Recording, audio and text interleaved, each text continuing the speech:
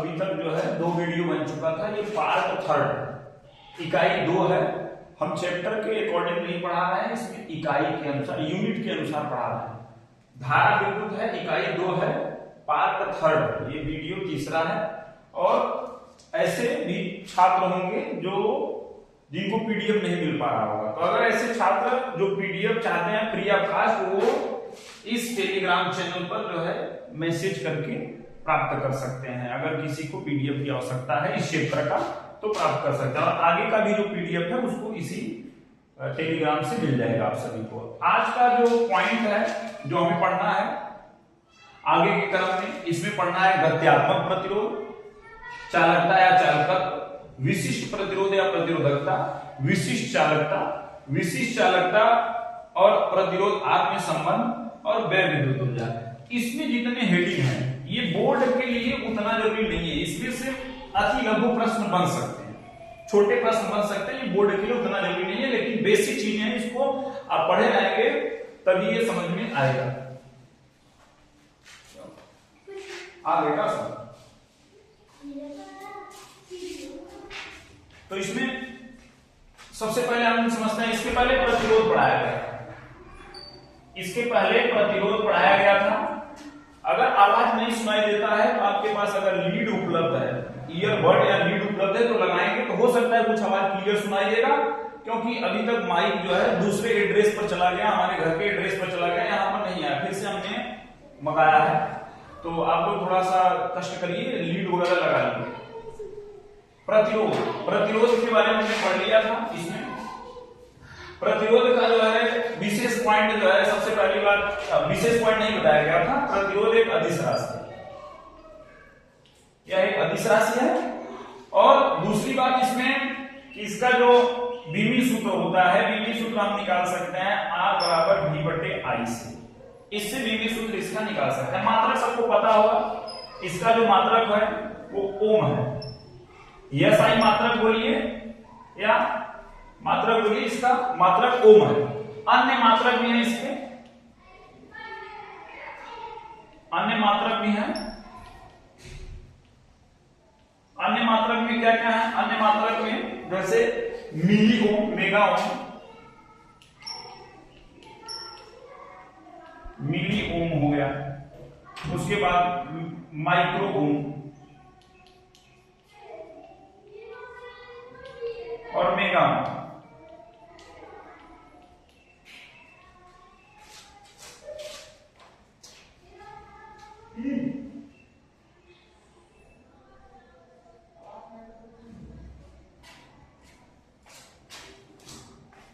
तो यहां पर मिली ओम, माइक्रो, मेगा ओम अन्य मात्रक है। मुख्य मात्रक जो है एसआई मात्रक बोल सकते हैं, ओम है। एक मात्रक इससे भी निकल सकता है वोल्ट प्रति एम्पियर, वोल्ट प्रति एम्पियर भी प्रतिरोध का मात्रक है। तो प्रतिरोध के बारे में हमें क्या पता चला? ये अदिश राशि है, विशेष पॉइंट भी अदिश राशि है। इसका मात्रक जो है एसआई मात्रक ओम होता है, अन्य मात्रक मिली ओम, माइक्रो, मेगा ओम है। और यहां पर इसका जो है अगर हम ओम में लिखना चाहें तो क्या होगा? 1 मिली का मतलब होता है 10 के घात में -3 ओम, और माइक्रो में होता है 10 के घात में -6 ओम, और यहां पर मेगा का मतलब 10 के घात में 6 ओम, मतलब 1 मिली ओम बराबर होता है 10 के घात में -3 ओम, 1 माइक्रो ओम बराबर होता है 10 के घात में -6 ओम, 1 मेगा ओम बराबर 10 के घात में 6 ओम होता है। ये सब विशेष पॉइंट है, ये सब न्यूमेरिकल वगैरह में कहीं कहीं परिवर्तन करने के लिए देखने को मिलता है। अब हम समझते हैं इसमें गत्यात्मक प्रतिरोध क्या है।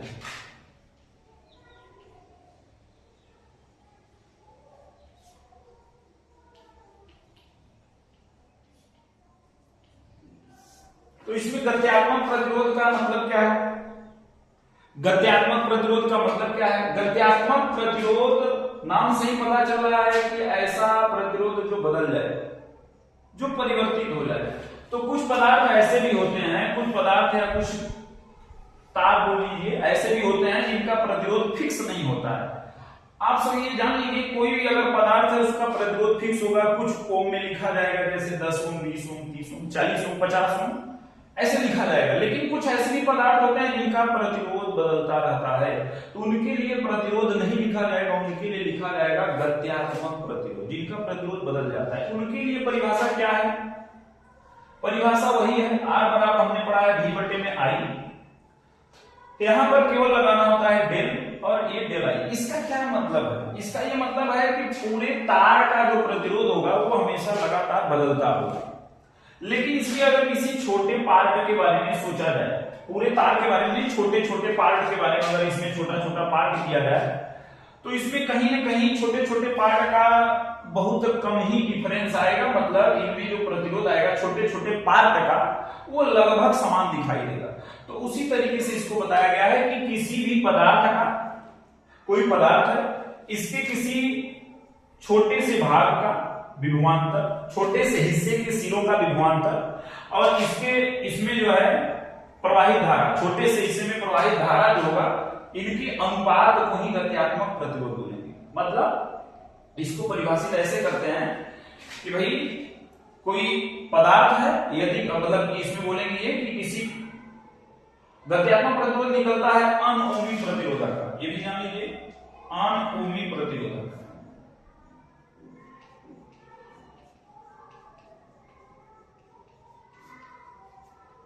तो इसमें बोलेंगे ऐसे कि भाई अनओमी प्रतिरोधक,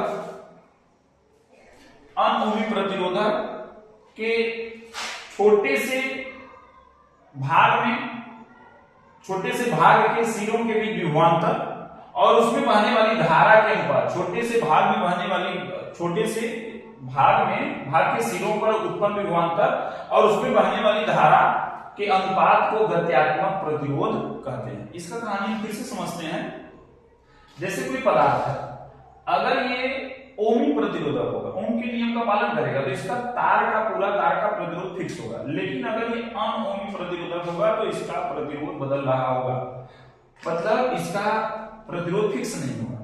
तो इसका प्रतिरोध जो होगा उसको बोला जाएगा गत्यात्मक प्रतिरोध। बदल रहा है तो गत्यात्मक प्रतिरोध। उसको बताने के लिए परिभाषा वही है, V बटे I ही है, लेकिन यहाँ पर छोटे से हिस्से का हमें विभवांतर लिखना है और छोटे से हिस्से में जो धारा बहने का, छोटा सा हिस्सा क्या है, जैसे तार का बहुत बड़ा टुकड़ा है, उसमें छोटा छोटा पार्ट करेंगे तो हो सकता है उसमें जो धारा है, जो उसमें प्रतिरोध है, लगभग समान आए। बाकी पीडीएफ में आप लोग देखेंगे तो एक बार समझ में आएगा।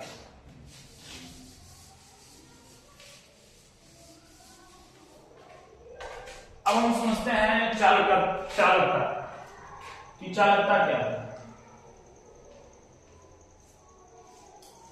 तो चालकता और कुछ नहीं है, बस ये समझ लीजिए कि प्रतिरोध का व्युत्क्रम उल्टा।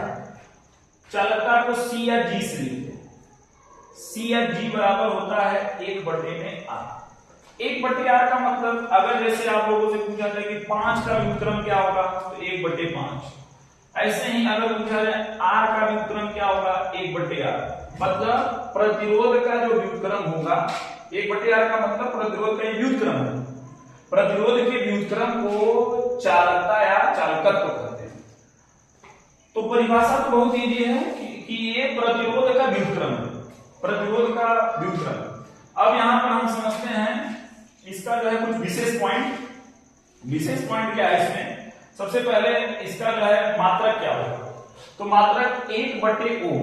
1/ओम को हम लिख सकते हैं, सबसे पहले ये समझते हैं कि अदिश राशि, ये एक अदिश राशि है, अदिश राशि,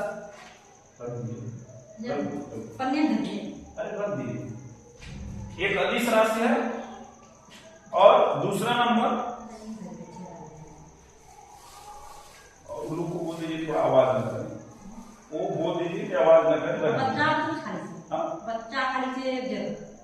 ठीक है, ठीक है। यहाँ पर ये जो है एक अदिश राशि है। और दूसरा पॉइंट इसमें ये समझिएगा कि इसका मात्रा क्या होगा। तो मात्रक 1/ओम, जिसको हम बोल सकते हैं प्रति ओम। प्रति ओम का मतलब 1/ओम। 1/ओम को ऐसे भी लिखा जा सकता है ओम इनवर्स। ओम इनवर्स का मतलब, जैसे प्रति ओम का मतलब होता है 1/ओम, तो जिसको ऊपर ले जाएंगे उसके घात में -1 लग जाएगा। तो प्रति ओम लिखिए चाहे ओम इनवर्स लिखिए। और अन्य मात्रक क्या है इसका? अन्य मात्रक है इसका सीमेंस भी लिखते हैं। सीमेंस अलग अलग जगह पर इसका प्रोनाउंसिएशन भी अलग अलग होता है, बोलने का तरीका अलग अलग होता है। सीमेंस या मोहो भी कहते हैं, मोहो। रसायन विज्ञान में भी ये मिलता है। तो ये हो गया आपका, ये अदिश राशि है और इसका ये मात्रक हो गया। और इसका विमीय सूत्र क्या होगा? प्रतिरोध का उल्टा। अब प्रतिरोध का अगर नहीं पता है तो प्रतिरोध का कैसे निकालेंगे? प्रतिरोध का निकालेंगे R बराबर V/I से। अब V/I से कैसे निकलेगा यहाँ पर? सबसे पहली बात तो V/I से कैसे निकलेगा? V बराबर होता है W/Q। पहले इसका निकाल लेंगे फिर उसके बाद रख लेंगे, आंसर आ जाएगा इसका। और अगर इसका पता रहेगा निकाल लेते हैं, V बराबर होता है W/Q और ये होता है I। तो यहाँ पर W जो है ऊर्जा है या कार्य बोल सकते हैं, कार्य है। तो इसका विमीय सूत्र होगा mL/T mL² और T पावर में -2 होता है।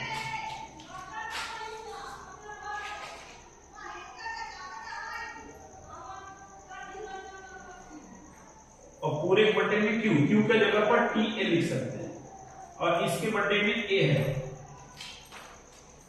तो यहां पर ये A से A कैंसिल हो सकता है, इसको हम काट देंगे।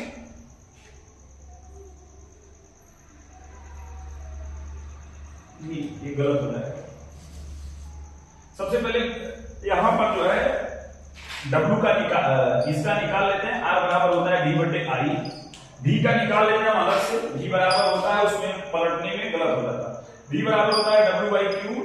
W का होता है mL² T पावर -2 और इसका होगा TA।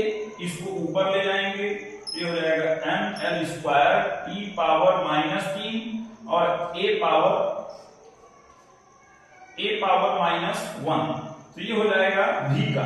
तो यहां V पर रखेंगे तो ये हो जाएगा mL² T पावर -3 और A पावर में -1 है।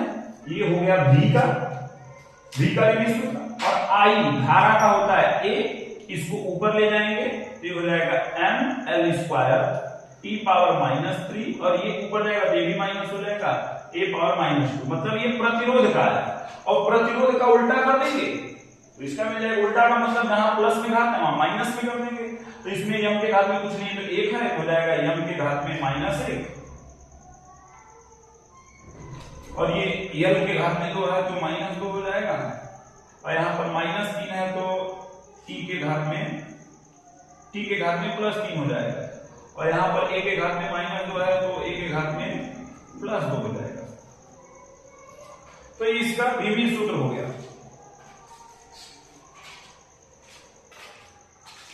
तो चालकता भी हो गया।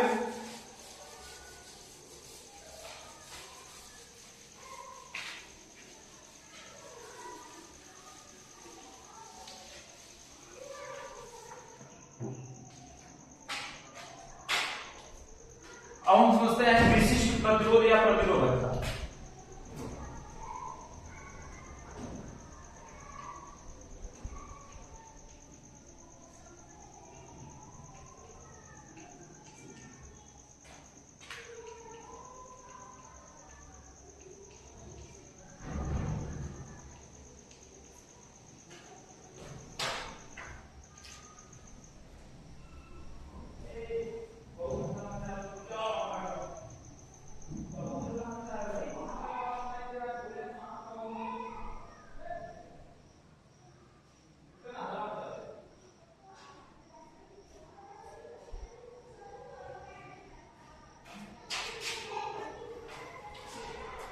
विशिष्ट प्रतिरोध या प्रतिरोधकता, इसको लिखते हैं रो से। कक्षा 10 में पढ़ाया गया होगा रो बराबर RA/L। लेकिन इसका परिभाषा यहाँ इससे नहीं दिया जाएगा, कक्षा 10 में मिला हुआ। इसका परिभाषा दिया जाएगा, यहाँ पर एक नया फार्मूला है रो बराबर E/J। E क्या है? E है वैद्युत क्षेत्र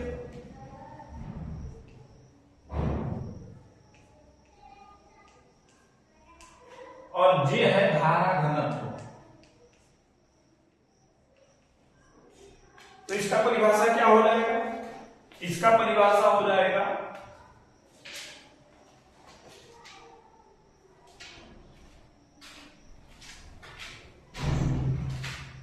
परिभाषा क्या लिखेंगे इसका कि वैद्युत क्षेत्र और धारा घनत्व, वैद्युत क्षेत्र और धारा घनत्व के अनुपात को विशिष्ट प्रतिरोध या प्रतिरोधकता कहते हैं। तो इसका परिभाषा फार्मूला याद करेंगे तो बन जाएगा। हाँ, एक नंबर में इसका परिभाषा आ सकता है। अब यहां पर हम समझते हैं इसका विशेष पॉइंट। सबसे पहली बात, ये अदिश राशि है, ये अदिश राशि है। दूसरा नंबर इसमें क्या समझना है कि भाई इसका मात्रक क्या है। तो मात्रक हम निकाल सकते हैं E/J से भी, या तो ये फार्मूला अगर हमें 10 में पता है तो इसे भी निकालेंगे, ज्यादा इजी होगा, इससे ज्यादा इजी हो जाएगा। तो R का मात्रक होता है ओम, इसका होता है मीटर स्क्वायर, और यहां पर होता है मीटर। 1 मीटर से 1 मीटर कट जाएगा तो ओम मीटर, इसका मात्रक आएगा ओम मीटर, ओम मीटर हो जाएगा। अब इसका वीवी सूत्र क्या होगा? वीवी सूत्र इसे से ही निकालेंगे तो ज्यादा इजी होगा। मात्रक इसी से निकला है, और यहां पर R का हमने वीवी सूत्र अभी देखा, ये होता है ml² t पावर -3 और a पावर में -2। और यहां पर यह a का वीवी सूत्र क्या होगा? a का वीवी सूत्र होगा L², और बटे में इसका क्षेत्रफल का L², इसका होगा L। तो यहां से क्या होगा? एक L इससे कट जाएगा, तो यहां पर मिलेगा ml, यहां पर एक L बचा हुआ है तो Q, और t के घात में हो जाएगा -3 और a के घात में हो जाएगा -2। तो ये इसका विमीय सूत्र हो गया। कोई भी परिभाषा फिजिक्स में पढ़ाया जाता है उसमें अदिश है कि सदिश, इसका जानकारी होना चाहिए। उसका SI मात्रक क्या होगा और उसका विमीय सूत्र क्या होगा, ये फिजिक्स का बेसिक पॉइंट होगा।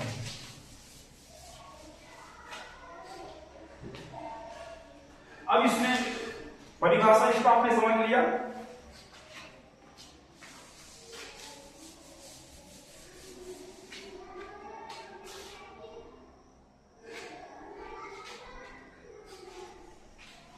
अब देखते हैं इसमें संबंध देख लेते हैं, इसमें विशिष्ट चालकता सिग्मा।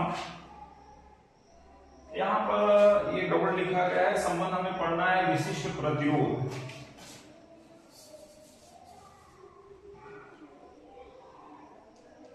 विशिष्ट प्रतिरोध जिसको लिखते हैं रो से, और प्रतिरोध में संबंध, ये पढ़ना है, ये बाद में पढ़ना है इसके बाद। तो देखते हैं इसमें कि भाई रो और आर में क्या संबंध है। रो और आर में संबंध,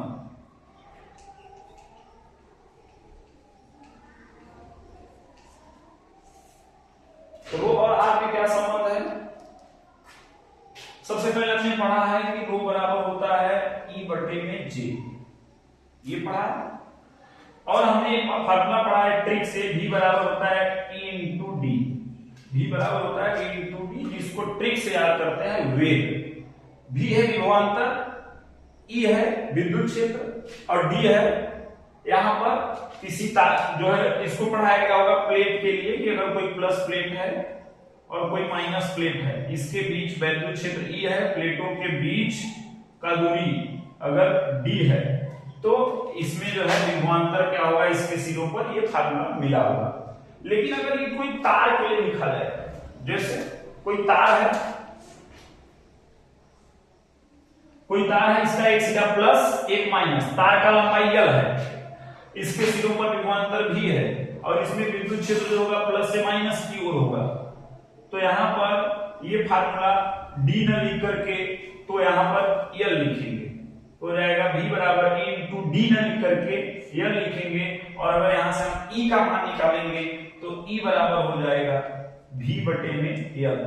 तो यहां रखेंगे, ये हो जाएगा V/L, और J बराबर हमने पढ़ा है I/A। धारा घनत्व J बराबर होता है I/A। अब इसको पलट देंगे तो यहां पर हो जाएगा v बटे में l गुणे हो जाएगा a बटे में i, और इसमें क्या करेंगे v के नीचे i लिख देंगे तो हो जाएगा v बटे i, और यहां पर हो जाएगा a बटे में l, और ये हो जाएगा r, यहां पर हो जाएगा r a v बटे i को लिखेंगे r, क्योंकि r बराबर होता है v बटे i, और ये a बटे में l, तो यहां पर फार्मूला हो जाएगा रो बराबर r a बटे में l। ये फार्मूला कक्षा 10 में अलग तरीके से बताया जाता है। तो करना क्या है, हमें संबंध निकालना था रो और r में। रो बराबर हमने पढ़ा है e बाई जे, एक फार्मूला हमने पढ़ा है v बराबर होता है e इंटू डी, लेकिन अगर d की जगह पर l है तो l लिख सकते हैं, v बराबर हो जाएगा e इंटू l, और e बराबर हो जाएगा v बटे में l, और यहां पर हम रखेंगे v बटे में l और j की जगह पर रखेंगे i बटे a, पलट देंगे तो इतना आ जाएगा।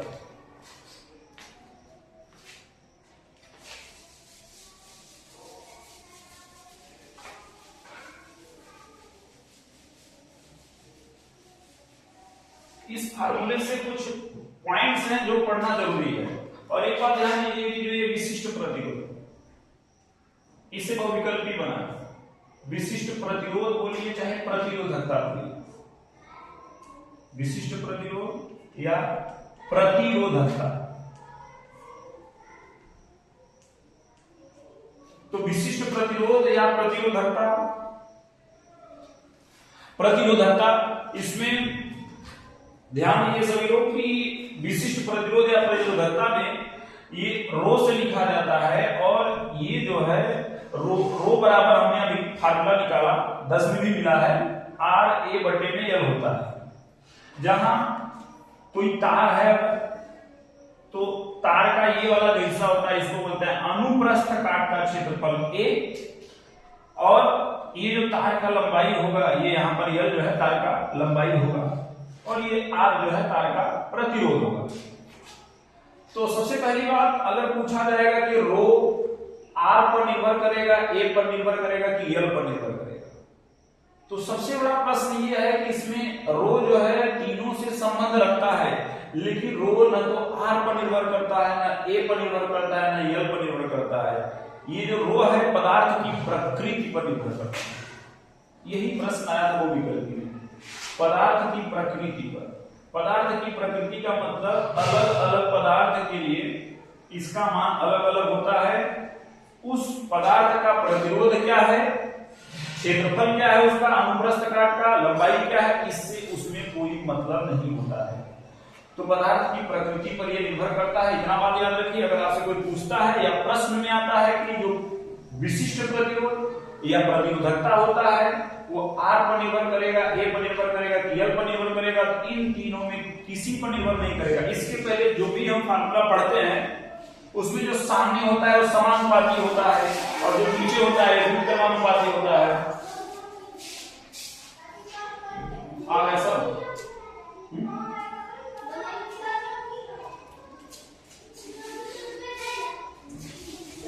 तो ये केवल पदार्थ की प्रकृति पर निर्भर करता है। और दूसरी बात ये कि ये भिन्न भिन्न पदार्थ के लिए इसका मान भिन्न होता है, मतलब अलग अलग पदार्थ के लिए अलग अलग होगा, लेकिन एक पदार्थ है तो उसके लिए फिक्स होगा। एक पदार्थ का मतलब जैसे अगर मान लीजिए कि कहीं 10 केजी लोहा रखा है, 10 केजी लोहा रखा है, अगर इसका रो बता दिया जाए कि 5 है, तो इसमें से चाहे 10 ग्राम का पूछा जाए तब भी 5 होगा, अगर इसमें से 1 केजी का पूछा जाए तब भी 5 होगा, लेकिन लोहा का इतना ही होगा। और दूसरे पदार्थ की बात की जाएगी, मान लीजिए सोना का बात किया जाएगा, तो उसके लिए रो जो होगा अलग होगा। तो रो का सबसे बड़ा खासियत यही है, यहाँ पर सबसे विशेष पॉइंट यही है कि ये न तो r पर निर्भर करता है, ना a पर निर्भर करता है, ना l पर निर्भर करता है, ये पदार्थ की प्रकृति पर निर्भर करता है। अलग अलग पदार्थ के लिए इसका मान अलग अलग होगा, और एक ही पदार्थ के लिए इसका मान फिक्स होगा।